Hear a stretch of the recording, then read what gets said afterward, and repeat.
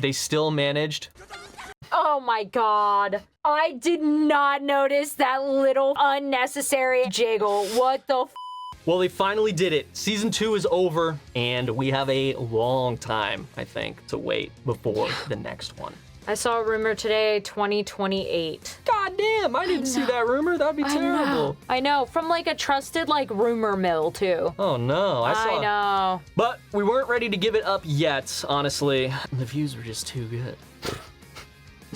So we weren't we weren't ready to quite give it up tell them yet. how you really are. Look, man, just transparency is important. We weren't ready to quite give it up yet. There was quite a bit there's stuff that's left out of every episode. A lot of you have recommended that we react to Annie News, who I actually have a shirt from, Solo Leveling shirt from, and cut content on each episode of Solo Leveling. You guys have been like, hey, check that out. I've actually been following his cut content for a little bit. This is your first time here. I've read the manhwa quite a few times. Karlii? I'm anime only. So I've watched quite a bit of it, and I feel like he just spoils a little too much for me. He tries to keep it spoiler-free, but I think for a true anime only, there's a lot of things in it that he just connects dots for you.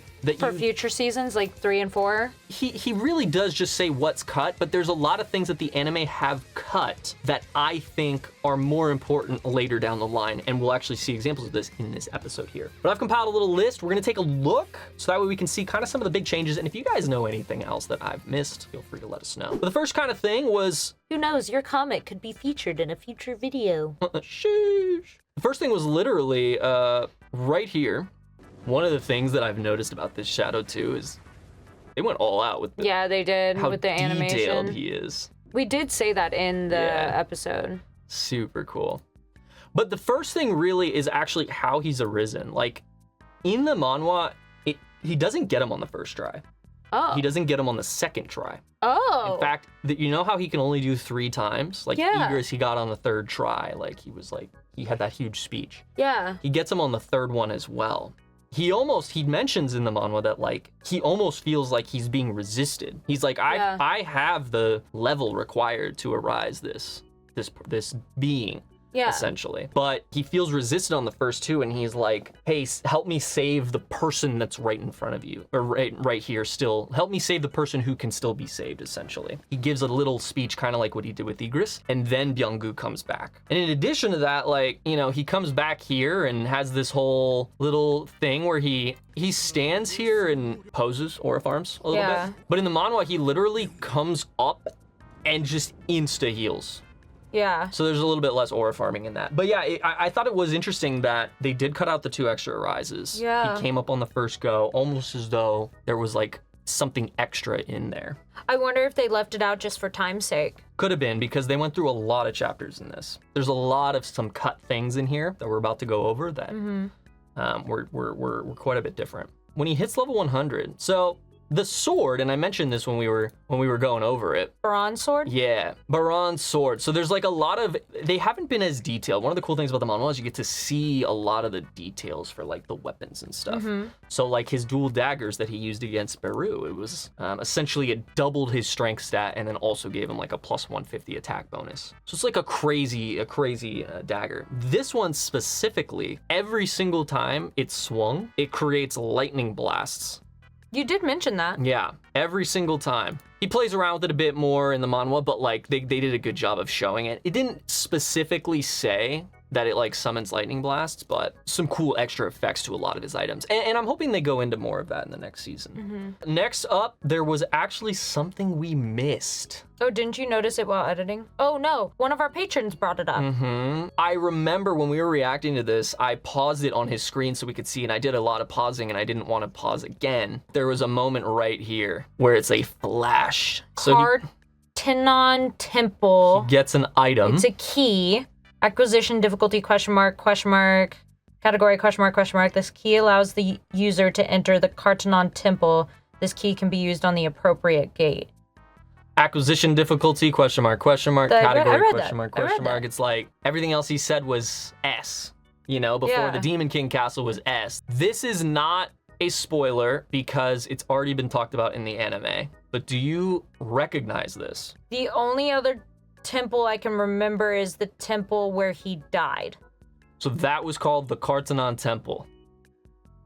Oh, shit! And it said that in episode 1 of season 1 or episode 2 of season 1 or something. Oh, fuck! The rules they read, the commandments, they were called the commandments of the Kartanon Temple. Oh, fuck! But how? You know, like, that was a double dungeon. He was already in a dungeon, so there's a lot of questions. Well, but he's been getting, I mean, after he completes things, like objectives, he's been getting keys. Mm-hmm. So he completed an objective, and the system's like, here's this key. But this one says this key can be used on the appropriate gate. Like, how... Oh, how do you know the appropriate gate? Yeah, there's like no hints on how he does it or anything. Like the Demon Castle key said, like, use this between the whatever, use this at a specific point. Yeah, but that's a really cool little Easter egg for anyone who's either A, been really paying attention, you know, and caught that, or B, has like, you know. And I saw a flash on the screen, but it was so much quicker than all the other flashes in this anime. And that should have tipped us off, man. I didn't think about it. It was so fast, and I was so into the anime that I was like, did I just like have a stroke? Like, what was that? Like, I genuinely didn't put any thought to it at all. Absolutely. It's like, I'm so mad too when everyone was bringing it up, because I'm like, damn, I usually go back. I feel like every other time we go back, and this is the one time I didn't. I was so mad. You're always super thorough. Beru's arisal was amazing. Beautiful. Pretty much the same. I mean, some of the scenes were slightly different. Some of the like actual panels were changed, but like it was just as beautiful. His name, a lot of you guys let us know. His name was, and I forgot. When we were reacting, I was like, I'll say at the end if they don't mention it. But yeah, as a lot of you have said, he got his name from the author of basically a book on ants. Yeah, Empire of the Ants or something like that. Outside of that, a huge skipped scene was he never, and we talked about this in our reaction too. He never. Arise the queen in the anime. Yeah, you did talk about that.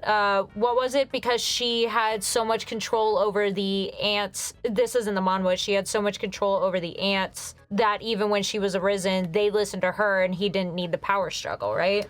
Yeah, that's part of it. He wasn't super concerned about the power struggle. And then she also was low mana, and her mana was used for reproduction. Exactly. Not fighting. So when she became a shadow, she was way lower mana than when she was alive. Yeah. Because she couldn't reproduce anymore because she's now a shadow. Good little extra thing, but like you were saying, I think it's not really necessary. No. And they had to get through so many chapters. They really did. So they put a lot of shit in this episode. Little thing that I missed, but I saw a lot of people pointing out, when Beru is coming to save Song and Juhi, they still managed.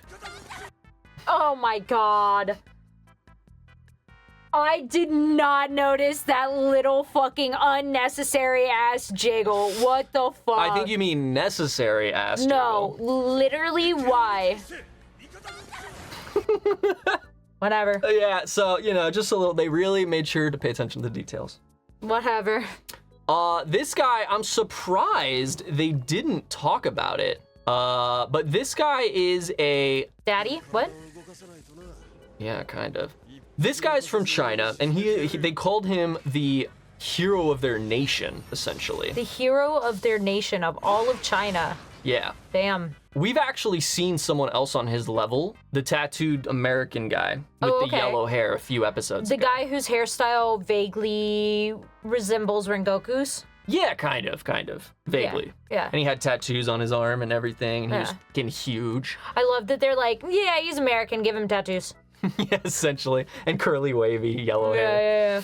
So this guy, they're on roughly the same level, but they're essentially like, we've talked about this before, but S ranks there's levels to this shit. I mean, after S rank, it's just kind of like, are you godlike or not? Yeah. Like, it's like you can't detect their mana. You can't accurately gauge their mana after a certain point, and that's what S rank is. So exactly. Like the difference between these guys and the lowest S rank is like more difference than like an S rank to an E rank. It's crazy the scaling once you hit the S ranking levels. So Jinwoo, we're still not sure where he is. We know he was above Goto, obviously, from Japan, but we don't know with regards to these guys. He just took out probably 1,000 ants in one swing, so that's a pretty impressive feat. Didn't even give any thought to it either, just shing. There's couple scenes in these chapters in the manhwa that I'm not going to mention to you because I think they're going to be brought up in season 3. And that if you're in the comments, you guys know what I'm talking about. Don't bring it up either. There's actually a scene with that American guy. I'm not going to bring up the context of it, as well as other scenes as well with different actors, different players. But I think that is all going to tie really, really well into season 3. So I think they're pushing it and pulling it away. So if you're watching this and you're like, why didn't you address this stuff? It's because I think it's coming up in season 3, and I think it really extends out the story and pushes it forward in a way that they didn't want to do here. Yeah. And also to save time. One of the things, Go's talking about it here, he doesn't mention the details, but just a little thing. Basically 100 people died in Jeju. Like almost 100 people. Oh, wow. Civilians and hunters just fully died. Wow. From the Jeju Island raid. That includes the S ranks that we saw die, as well as Cameraman lived. Dude has got the highest level stealth. Yeah, he does. Better than Byung-gu. Too soon. When he's meeting up with Go here, they don't mention it in the anime as well, but after this scene, we cut to this scene with these daddy. Yeah, just everyone's daddy. Before we get to that scene in the manhwa, Go actually has been hearing reports that like people have been going to Jeju Island to like get the crystals, clean up the island, get it ready so people can move back in. A lot of those other guilds. And a lot of them have just been like passing out and waking up. They've been getting reports of like, what the hell's going on? On the island? On the island. Like the recovery squads. So he asks Jinwoo, he's like, hey, did you like put up a barrier or something? Like did you do something? Did you want us to stay away from it for a little while? What's going on? And Jinwoo's like, no, I didn't do anything. Like, I don't know what you're talking about. But then it cuts to, obviously we see here, like we saw in the anime, this guy snaps his fingers and they fall asleep. I just had to take a little nap. So it seems as though in the manhwa, it makes it seem like these guys have been like snooping around on the island for a little bit. Yeah. Instead of just randomly passing through. Yeah, and Go's almost like, hey, Jinwoo, I know you're strong and all that, but like... Can you fucking not? Yeah, pump the brakes there, buddy. Yeah. We got to get some stuff. Cha's been changed a little bit. Tiny bit. Also, this I didn't write down, but I forget her name. That's a hand. I don't even know who that is. His sister's friend? Oh, Jinwoo's friend? Yeah. I forget her name. But she's way more prevalent in the anime. She got sidelined in this section really hard. Yeah, I feel like someone in our Discord actually mentioned that he also is getting a lot more time. Kind of. He has a decent amount because now he has joined Jinwoo with his new guild that he's starting. Mm-hmm. He's his vice guild master, so he's in charge of all the oversight. Mm-hmm. He's getting them their office, getting them set up as a guild, and then the friend is just there a lot more, which is cool. But Cha received a little bit of a change, right? When they're talking about this, Let me guess, fan servicey change. No, it's actually the opposite. I don't even know where it is, but when Cha's talking to, I want to stand by his side and all this. In the manhwa, she's much more like, she sees him at the memorial, she like blushes, turns away, like, it's more of like, hey, she seems to really like him. But here in the anime, there's a nice little change where she's more like, well, it's more of like, she wants to get to his level. Oh. It's almost like she's trying to like, she respects him. Yeah, I don't know necessarily rival him, but more along the lines of he's inspiring her. Yeah. You know? So the change in her character, honestly, I think is great. I want to catch up to him. I'd love to see more of Cha. Maybe that follows the light novel? It could. Also, we fully recognize that there's some stuff that we are missing that is in the light novel. Totally. Taylor read the manhwa. And obviously I've not read anything. So there are things that we're gonna miss from the light novel. Maybe in the light novel, she's like, I want to catch up to him. Could be. And he maybe made her more, the manhwa maybe made her more, subdued. Yeah, subdued. That's a good word for it. We talked about this a little bit, but this guy was like, he came up to him and was like, hey, I'm not gonna let you through. Doesn't matter, like, if you're an S rank, like, I'm not gonna let you through. And he hands him the phone and he's like, here, talk Here's to this somebody guy. you can't say no to. Yeah, essentially. Yeah. And I think the change actually makes sense. I was reading a lot of your comments as well on the video, and I think a lot of the changes do make sense. This guy knows who he is. Jinwoo is known worldwide at this point. And if he is working for the Hunters Association, he obviously knows who Jinwoo is. He's not just gonna be like, no, you can't go in. Like, it makes more sense for him to just kind of shrug it off and be like, okay, there he goes. Versus in the manhwa, he literally says, I hope he trips on a tree branch. And then he goes in there and the gate turns red and he's like, did I jinx him? Yeah.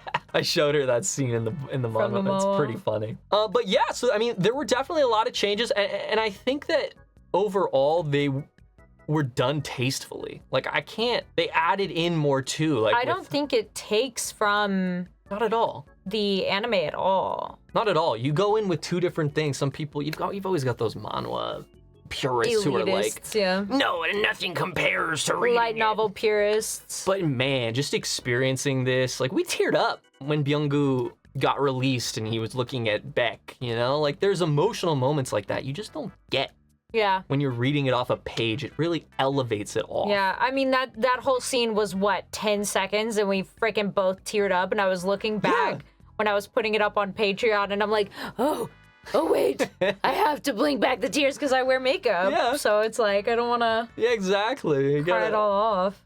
How 10-second scene, like, can make you tear up like that. Yeah. But like I said, before you come at us in the comments, I know there's another scene as well. I didn't mention any of the contents. It's going to come up in season 3. Trust me, if it doesn't come back, yell at me. Be like, I told you it wasn't going to come up. But I know it's going to be coming up. There's a big thing that sets up the next arc. They're saving it for season 3. They wanted to end off on a really strong note. But yeah, other than that, you're now caught up. You're basically a manhwa reader. Congratulations. You've been promoted. You are now one of my elite employees. If you know, you know. I am terminally online. Let us know what you guys thought of, the show, if it did it justice, what you guys are thinking. I'm sure you will let us know, even if we didn't ask. But also, we are replacing solo leveling with Fire Force for our seasonal on YouTube. We are starting up Invincible. That's coming in the next couple of weeks. And on Patreon, we are starting another series that is going to be for our patrons for the first probably season, and then it'll come to the YouTube. So if you want to see more, be sure to subscribe to the YouTube channels for all the other stuffs. And then if you want to be one of our patrons, you know where that is as well. But other than that, we're just really grateful that you're here. We're grateful for your kindness and your support. We're grateful for the people who are not spoiling things, because spoilers suck. That's it. That was good. Thanks. That was end-to-end plugs. Nice. You killed it. I did it. Other than that, that's gonna be it. We'll see you guys in the next one. Peace.